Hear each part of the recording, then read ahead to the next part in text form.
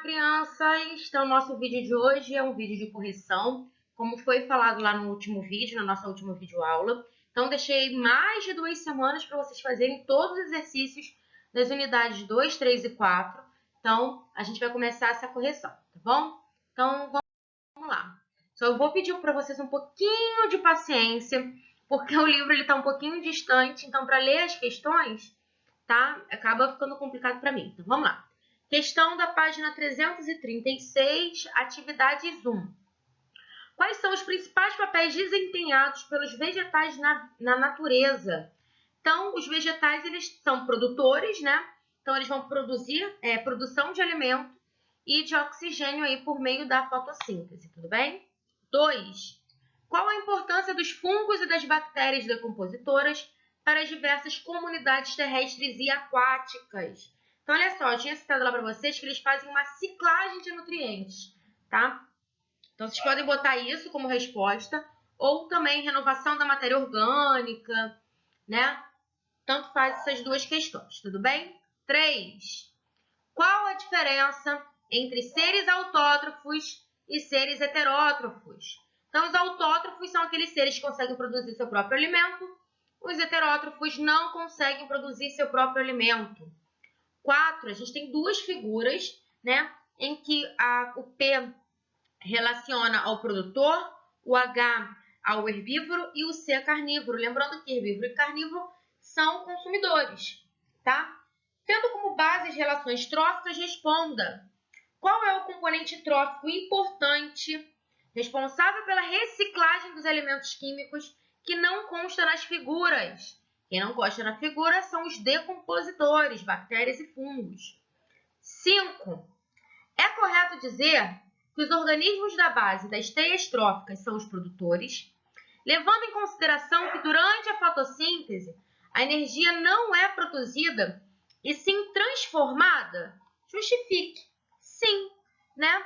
Então, alguns organismos autótrofos, eles utilizam a energia luminosa para produzirem seu próprio alimento, aí que a gente chama de matéria orgânica, tudo bem? Vamos lá, gente. 6, página 337. As relações alimentares em uma comunidade são representadas por teias alimentares. Observe a teia alimentar a seguir e assinale as proposições corretas. Então, a gente segue, ó, né? A gente tem a base ali, que é a 4, e a gente vai seguindo as setas. Então, a gente tem afirmativas, né? E a gente vai ver quais são as corretas. Vamos lá. 1. O ser humano pode ocupar o nível 3, que é o topo de cadeia? Sim. Os níveis 1 e 5 podem ser ocupados por vegetais clorofilados? Isso está certo? Também está certo. A gente, né, não pode ter o 1 e o 5 como vegetais aí clorofilados. Não tem problema, porque a gente não tem nenhum que seja que não dê essa referência para a gente. 3. Minhocas podem ocupar os níveis 5 e 5? Gente, eu acho que essa questão ela está incorreta, porque acho que essa questão tem que ser anulada, tá? Então, porque não tem 5 e 5? Não faz sentido aí não, tá? Tem alguma coisa errada nessa questão. Então, questão 6 da página 337, olhando agora, ela está anulada, tá? Vou até colocar aqui no meu livro para vocês, botem aí para vocês também, tá? Porque não tem uma resposta aqui na afirmativa 3 que possa condizer com o que a gente precise responder, entendeu? Então, vamos lá, gente. Questão 7, página 337. Classifique as populações da cadeia alimentar a seguir quanto ao respectivo nível trófico. Então, a gente tem a cadeia: árvore, pulgões, joaninhas e pássaros. Árvore, produtor; pulgões, consumidor primário; joaninha, consumidor secundário; e pássaro, consumidor terciário, tá? 8. Considere uma cadeia alimentar de uma lagoa assim constituída. Então, a gente tem algas, peixes pequenos, peixes maiores e aves. O que ocorreria com a população de peixes maiores se desaparecessem os peixes pequenos? Então, a população diminuiria porque ele não teria alimento. Essa é a resposta. Vamos lá para a página 338. Leia a charge a seguir. Garçom, formigas na minha sopa. Aí o tamanduá fala, para mim também. Considerando os organismos mencionados e apresentados no texto, elabore uma teia alimentar. Então, como ficaria, gente? Plantas, né? Vocês vão botar, vou passar aqui para vocês. Guardem só um minutinho. Então, gente, olha só, montei esse esqueminha que eu acho que facilita a minha e a vida de vocês, tá? Então, esse é o gabarito da questão 9 da página 338, tá? Que pede para você montar aí uma teia alimentar. Então, a gente tem aqui a planta, tá? Que é o produtor. Nós temos aqui a formiga, nesse caso, né? Nessa cadeia aqui, que é o consumidor primário. A gente tem o tamanduá, que é o consumidor aí secundário. E o homem, nessa cadeia aqui, ele é o consumidor terciário. Qual cadeia, professora? Nessa daqui, ó. Planta, formiga, tamanduá, homem. Nesse outro caso aqui, nessa cadeia aqui, a gente tem planta como produtor e o homem como consumidor primário, ok? Porque essa cadeia aqui, ó, planta, homem, tá bom? Por isso que a teia alimentar a gente fala que é um conjunto de cadeias. Vamos continuar aí para os demais. Questão 10, a gente também tem uma teia alimentar e pede para a gente analisar a alternativa que está incorreta, tá? Então, a alternativa incorreta é a C. Os seres vivos do segundo nível trófico são os decompositores. E a gente sabe que segundo nível trófico são consumidores secundários. 11. Considere a pirâmide a seguir. Considere que a pirâmide a seguir ilustra uma cadeia alimentar. Então, a gente tem uma pirâmide aí, uma pirâmide direta, né? A respeito da pirâmide, é correto afirmar que ela pode representar. Se a gente tem uma pirâmide aí direta, ela pode ser tanto de energia, quanto de massa, quanto de número. Então, a opção é a D. Vamos para a página 339, tarefas. 1. Quais são os componentes bióticos de um ecossistema? Então, a gente tem os consumidores, os produtores e os decompositores. Que função desempenham alguns tipos de fungos e bactérias que têm ação direta ao meio ambiente? Essa ação direta é a decomposição e a reciclagem de matéria orgânica. 3. Analise a representação de uma cadeia alimentar de um ecossistema aquático. A gente tem aí algas, microcrustáceos, moluscos e mergulhões. Mergulhões, para quem não sabe, são aves, tá? O nível trófico ocupado pelos microcrustáceos é a consumidor primário, né? Porque ele vem logo depois do produtor. 4. Analise a teia alimentar. A gente tem outra teia aí. De acordo com a teia ecológica, escreva a cadeia alimentar formada por 5 níveis tróficos. Vou dar o meu exemplo aqui. Então, pode ser planta aquática, mosca, libélula, rã e serpente. Página 340. Considerando as relações tróficas contidas nessa teia, teria maior chance de sobrevivência nesse ambiente a ave ou a serpente? Justifique sua resposta. Então, a ave, gente, ela vai ter maior chance de sobrevivência aí do que a serpente, porque ela tem mais nutrição, né, mais generalista. Ela pode se alimentar de vários outros aí, animais, né, peixes e anfíbios, do que só a serpente, que só pode se alimentar ali de anfíbios. Tudo bem? 5. Com base em seus estudos, a gente vai botar verdadeiro ou falso. Então, os decompositores são excluídos? Não, é verdadeiro, desculpa. Nas pirâmides ecológicas, né? Desculpa. De acordo com as pirâmides ecológicas, vou botar verdadeiro ou falso. Os decompositores são excluídos? Sim, porque a gente só coloca, né, produtor e consumidor.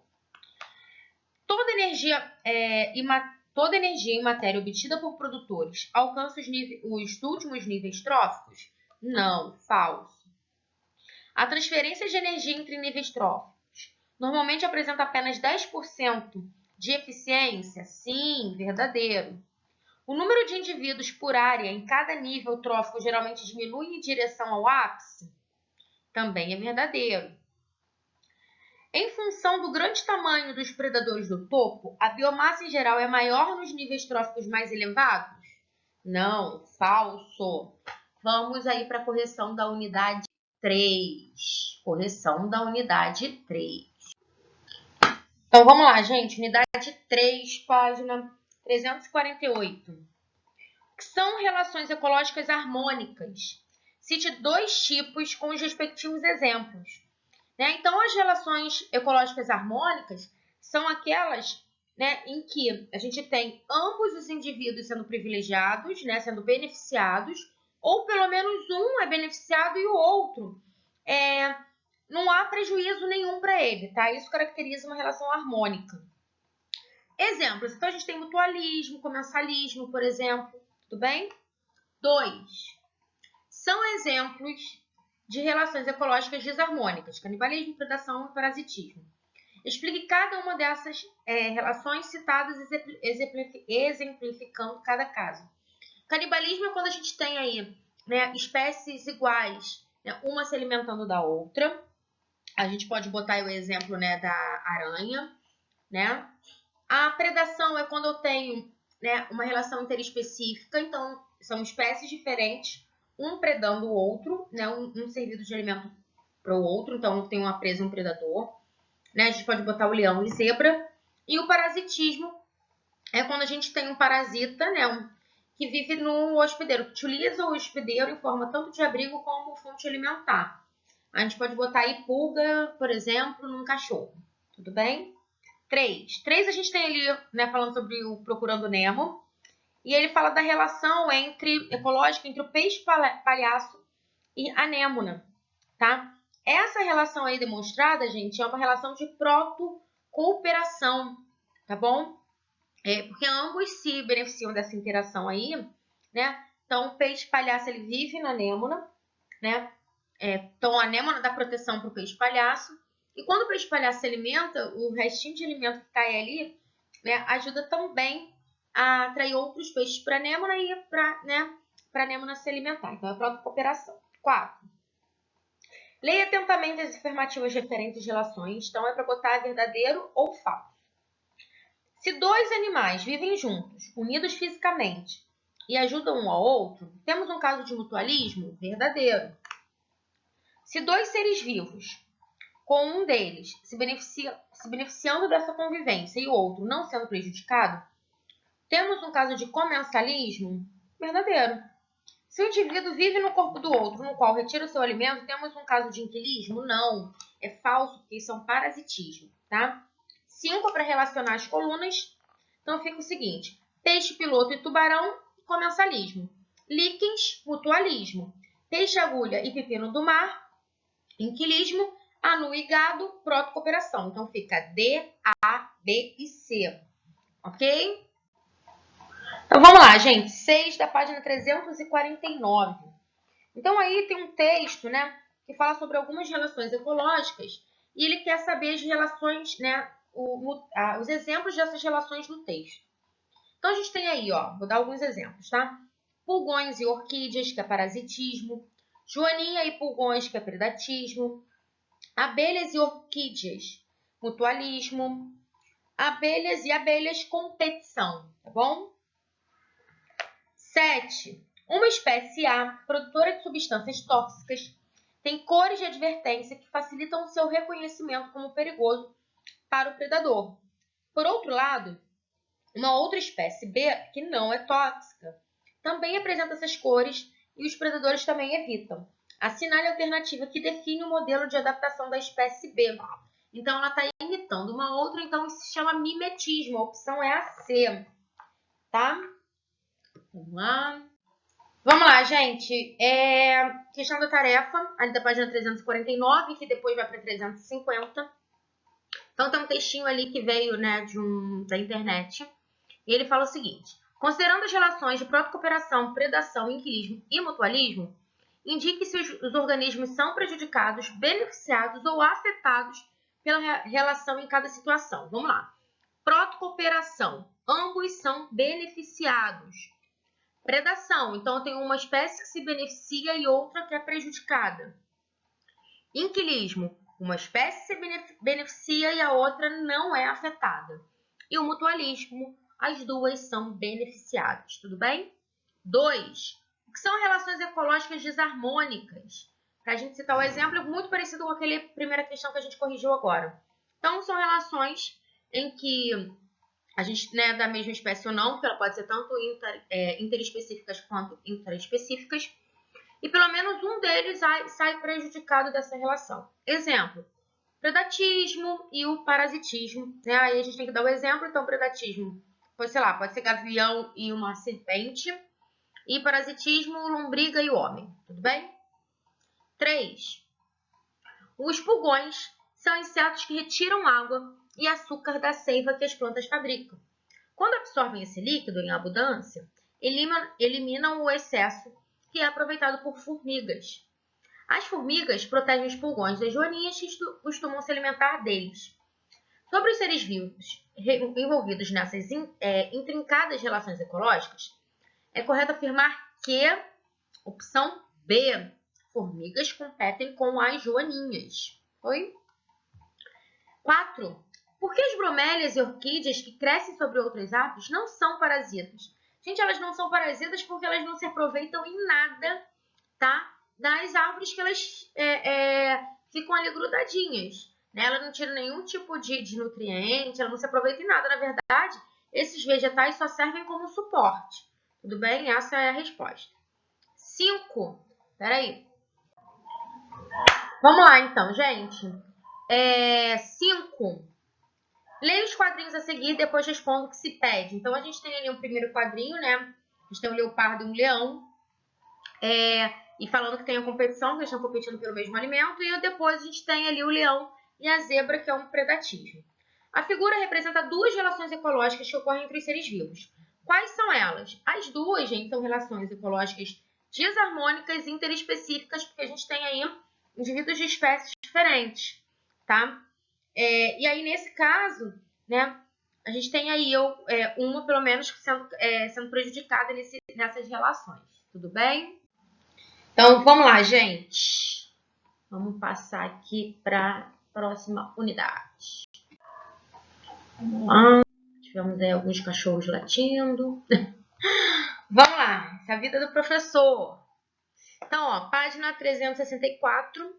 Essa atividade é boa. Vamos lá. Em 5/11/2015, o dique de Fundão entrou em colapso e rompeu-se, desencadeando o maior desastre ambiental do Brasil, que ficou conhecido como Tragédia de Mariana.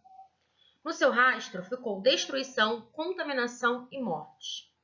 As consequências socioambientais são terríveis, comprometendo a subsistência e a vida das populações ribeirinhas, da flora e da fauna da região. Escreva 3 problemas ambientais que a poluição da água dos rios na região provocou. Primeiro, né, Mariana foi absurdamente, né, o maior, né, desastre ambiental aqui no nosso país. Acho que é importante vocês lerem um pouco sobre isso, é importante. Então, vamos lá falar sobre algumas questões, né? Então, a lama que veio em decorrência aí, ela é cheia de rejeitos de minério. Esses rejeitos, eles contaminam o solo, né? Eles nos contaminam, ele faz um processo que a gente chama de bioacumulação. Então, esse pode ser, por exemplo, um problema aí ambiental, né? Ele polui também as águas. A gente tem esse problema. A gente teve aí o assoreamento de alguns rios, né, que é um outro problema. Contaminação dos peixes, que é um outro problema. Destruição dos hábitats, né? Afetou a cadeia e a cadeia alimentar. Então, aí a gente pode citar vários problemas. Então, acho importante vocês lerem sobre. Eu citei aqui uns exemplos que podem servir de resposta, mas vocês também podem botar as respostas de vocês, tá? 2. Em um dos processos metabólicos de obtenção de energia conhecidos, os seres vivos devolvem água ao ambiente. Gente, eu só queria te pedir uma desculpa. O que acontece? Eu tô de óculos para poder conseguir ler aqui o livro está distante, para poder eu conseguir gravar com vocês e tal. Então, às vezes eu não consigo enxergar, por isso que eu preciso repetir, tá? Devolvem água ao ambiente. Explique como ocorre esse processo. Esse processo tem a ver com a respiração, tá? Aeróbica. Então, a respiração aeróbica é um dos processos, né, que por meio aí da oxidação dos compostos orgânicos, ele acaba liberando água para o meio ambiente. Tudo bem? 3. Uma questão da Cefet. Muitos estudos atuais têm apontado um aumento considerável da concentração de gás carbônico, né, o CO2, na atmosfera a partir da Revolução Industrial. Olha a história aí fazendo essa conexão. Então, olha só, gente, como eu tinha falado também na aula, tá? A gente começa com essas ideias ambientais a partir da Revolução Industrial. Então, antes disso, professora, não tinha poluição? Já tinha. Uma quantidade muito pequena e não era tão visível esse problema ambiental. Depois do processo de Revolução Industrial, né, máquinas a vapor, tudo começa a virar uma grande bola de neve problemática. Tá? Então, ele mostra ali um esqueminha desse ciclo, né, desse gás, e ele pede para você apontar um erro relacionado, né, à emissão de CO2 na atmosfera, né, e como isso está relacionado com as mudanças climáticas, como isso pode provocar essas mudanças climáticas. Então, nesse caso, a opção correta é a C, né? Remoção de áreas de florestas maduras, substituição por plantações, pois em seus estágios iniciais de crescimento as plantas tendem a absorver mais gás carbônico. Pelo amor de Deus, se a gente remover florestas, isso piora a situação. Então, um grande erro aí na proposta é a letra C, tá? 4, a gente tem aí um mapa, né, mostrando um gráfico também, uma imagem.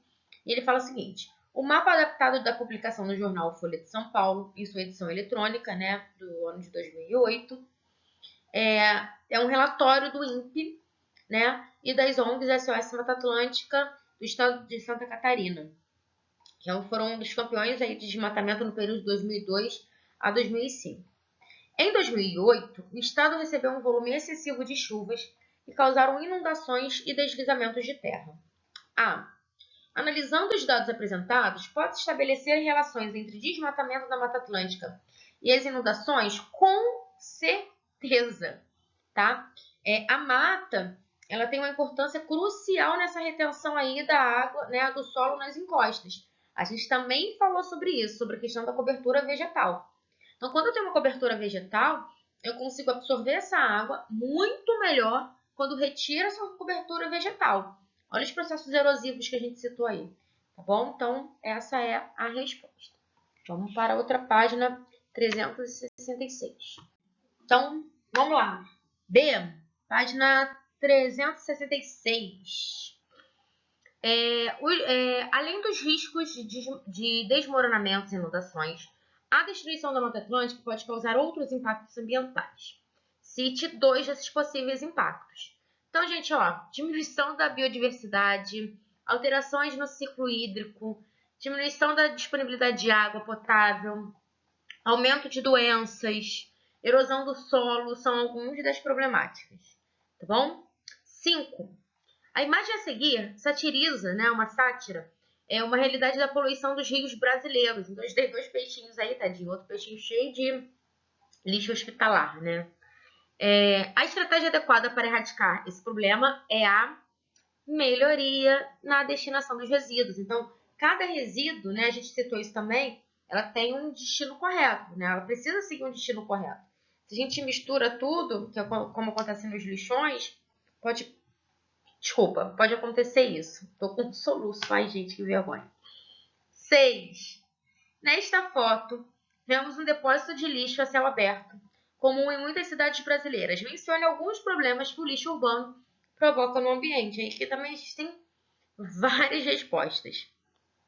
Impacto no meio ambiente, contaminação por resíduos sólidos, degradação do solo, aumento de doenças, aumento de vetores, né?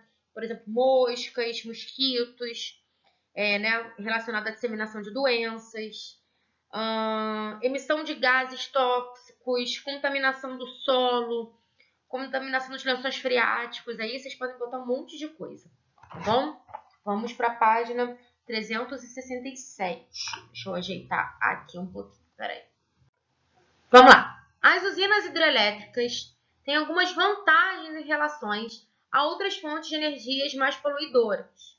Mas ainda assim, a construção de hidrelétricas provoca impactos ambientais negativos. E é por isso que um cidadão ecoprático, né, deve contribuir para economizar energia elétrica, seja qual for, sua fonte.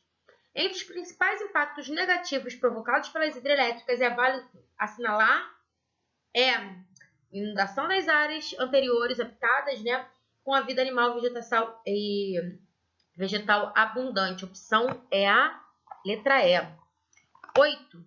O desenvolvimento sustentável tem por aspectos prioritários a satisfação das necessidades básicas da população, como, por exemplo, educação, alimentação, saúde e lazer, a solidariedade para que as gerações futuras, por meio da preservação do ambiente, de modo que elas tenham chance de viver, a participação da população envolvida, a preservação dos recursos naturais, a elaboração de um sistema social que garanta emprego, segurança social e respeito às diferentes culturas e a efetivação dos programas educativos.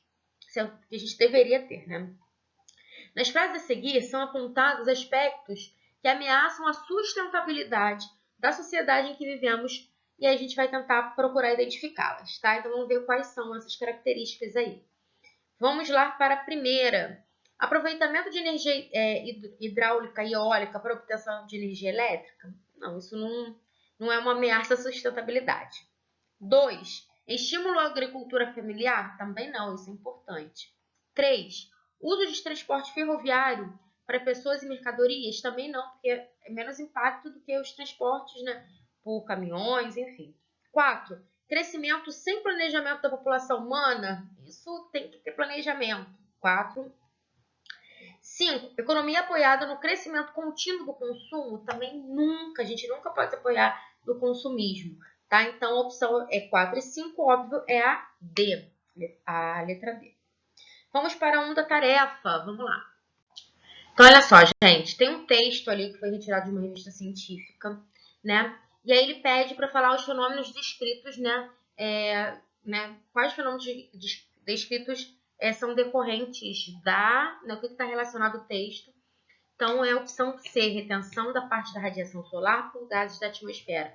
Fala sobre efeito estufa, aquecimento global, tudo bem? 2. Que processo biológico está representado na ilustração a seguir? Isso aí a gente tem um processo de eutrofização. Quais são as consequências para o sistema aquático, em questão? Então, as consequências da eutrofização. A gente tem aí, mortandade de peixes, dificuldade de elaboração ali do processo de fotossíntese, pelos produtores, presença excessiva de algas, que pode diminuir a questão da luminosidade, crescimento aí de macrófitas, enraizadas, e aí a gente diminui a quantidade de oxigênio. Então, tem um monte de coisa aí que a gente pode citar. 3. Todos os dias, os escritórios dos restaurantes e as residências produzem muito lixo. As empresas de limpeza trabalham diretamente para recolher uma grande quantidade desse lixo e encaminhar principalmente para os lixões, infelizmente. A figura abaixo ilustra esses materiais, seres vivos que podem ser encontrados nos lixões.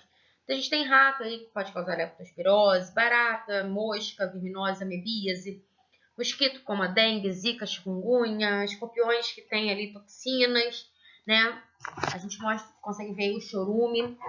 A respeito do problema do lixo, com base na figura, foram feitas algumas afirmações. Então, a gente vai ver as afirmações e a gente vai ver quais que são as corretas.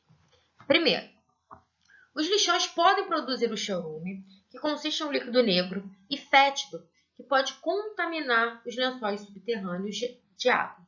Esse líquido pode conter micro-organismos patogênicos e metais pesados tóxicos para o ser humano? Correto. 2. A transmissão das doenças indicadas é exclusiva em pessoas que trabalham com a coleta de lixo? Não, isso aí já está errado, porque isso pode ser para qualquer pessoa. 3. Haverá transmissão das doenças indicadas somente se os animais listados conseguirem inocular os micro-organismos causadores da pele humana? Também não. 4. E última. A decomposição da matéria orgânica presente no lixo pode produzir o gás metano, substância inflamável, pondo em risco comunidades que vivem próximas a esses locais, porque o inflamável pode explodir. Sim. Então, opção 1 e 4 que estão corretas, logo é a B. Letra B. E a 4. Ufa, desculpa, fechei aqui. Os resíduos derramados por uma mineradora no Rio Doce em 2016 originaram uma mancha que alterou o ambiente aquático local, impactando a comunidade que vivia de pesca. Qual foi a consequência do avanço da lama na biodiversidade do ambiente marinho? Justifique a sua resposta. Então, a gente teve uma redução aí dessa biodiversidade, né? Porque a gente teve um aumento da turbidez, né, da água, dificultando assim, né, a água ficou mais turva, dificulta a chegada da luz solar, obviamente compromete aí a fotossíntese, tá? Obviamente que isso afetou também cadeias e teias alimentares, então essas são as possíveis respostas. B. Cite 2 fatores decisivos para a recuperação da ictinofauna do Rio Doce. Ictinofauna está relacionado com peixes, tá? Fauna de peixes. Então, a gente tem aí, ó, redução da pesca, da exploração da mata ciliar, né? Impedindo até, né? Tentando impedir com que outros poluentes cheguem até esse rio, por exemplo. E 5, e última, a pegada ecológica, ela mede a quantidade de recursos naturais renováveis para manter nosso estilo de vida. Basicamente, tudo que é usado para viver vem da natureza e mais tarde voltará para ela. Essa é a nossa pegada.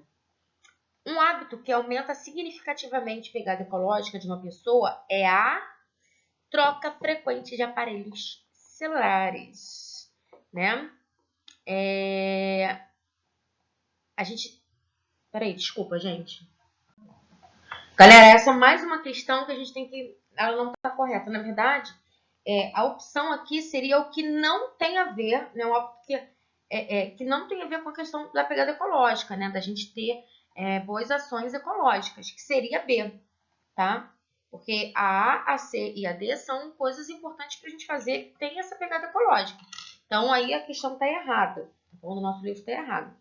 Que não tem a ver com pegada ecológica, a opção é a B. Tudo bem, crianças?